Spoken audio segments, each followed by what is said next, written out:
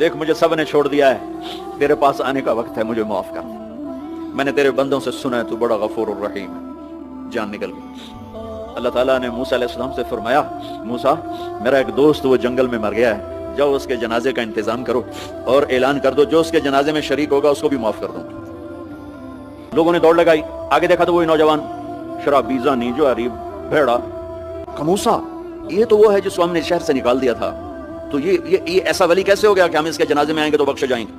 تو موسیٰ علیہ السلام نے اللہ سے پوچھا، یا اللہ تیرے بندے کہہ رہے ہیں کہ یہ بہت برا ہے، تو کہہ رہا ہے میرا دوست ہے، تو اب میں کیا کروں؟ تو اللہ تعالیٰ نے فرمایا، موسیٰ یہ سچ کہہ رہے ہیں اور میں بھی ٹھیک کہہ رہا ہوں، یہ ایسا ہی تھا جیسے یہ کہہ رہے ہیں، لیکن جب اس پر موت آئی اس نے دائیں دیکھا، اسے کوئی نظر نہ آیا، اس نے بائیں دیکھا، اسے کوئی نظر نہ آیا، اس نے پھر میری طرف دیکھا تو موسیٰ میری غیرت نے گوارا نہ کیا کہ جس کو سب چھوڑ جائیں اور وہ بے بسی میں مجھے پکارے اور میں اس کی پکار پہ لبیک نہ کہوں۔ اے موسیٰ